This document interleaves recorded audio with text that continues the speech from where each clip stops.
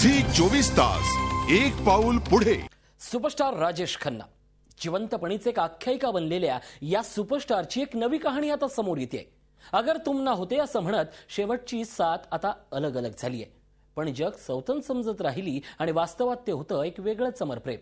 सुपरस्टारच्या आयुष्यातली शेवटची मैत्रीण अनिता अडवाणी हिच्या भोवती आता सारा प्रसिद्धीचा झोत फिरू लागलाय।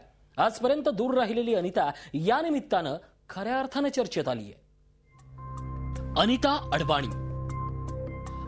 अडवाणी या नावाभोवती चर्चेचं वलय दिवसेंदिवस वाढू लागलंय।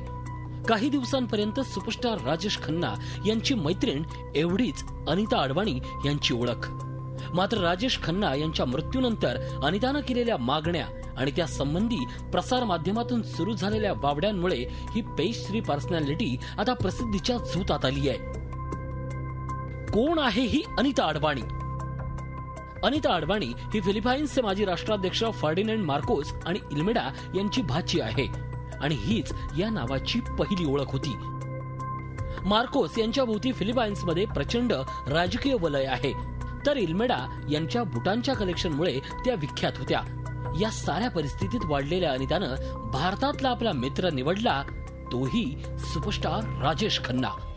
अनिता ही राजेश खन्ना यांची गेली अनेक वर्ष चाहती होती। सुपरस्टारच्या प्रत्येक अदेवर, प्रत्येक संवादावर ज्या तरुणी घायाळ व्हायच्या त्यातलं एक अग्रक्रमावरचं नाव म्हणजे अनिता अडवाणी।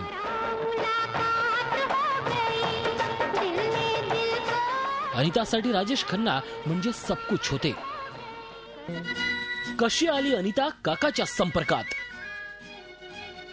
अत्यंत वैभवशाली जगणं आणि लाखो तरुणींच्या मनात घर करणाऱ्या या सुपरस्टारचं वैयक्तिक आयुष्य मात्र प्रचंड संघर्षाचं राहिलंय।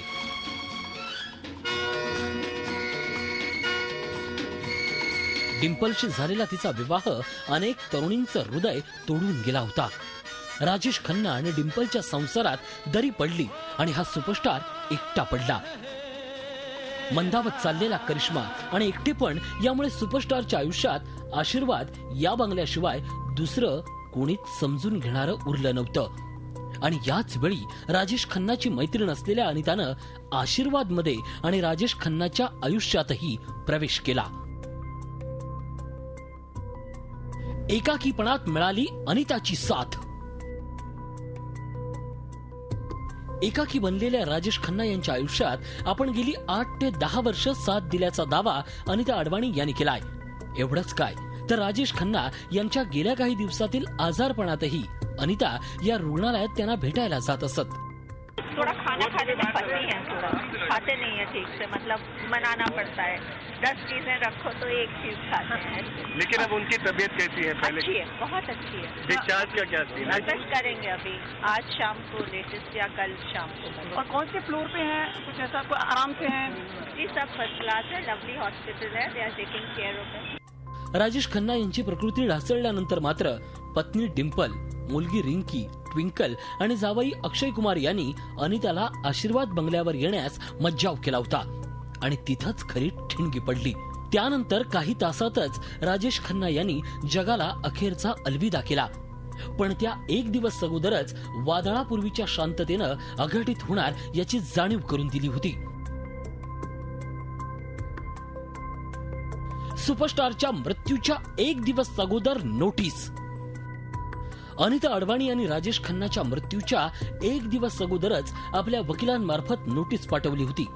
आपल्याला आशीर्वाद बंगल्यातून हुसकावण्याचा काही लोकांचा डाव असून आपण गेल्या 10 वर्षापासून या बंगल्यात राहत असल्याचा दावा या नोटीसमध्ये करण्यात आला होता।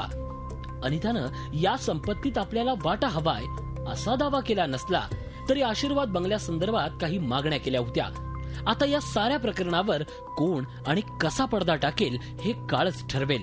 मात्र पुन्हा एकदा सुपरस्टारच्या मृत्यूनंतर रंगू लागली आहे आनंदची प्रेम कहाणी। आप बदल सकते हैं ना मैं, हम सब तो रंगमंच की कठपुतलियां हैं जिनकी डोर ऊपर वाले की उंगलियों में बंधी है।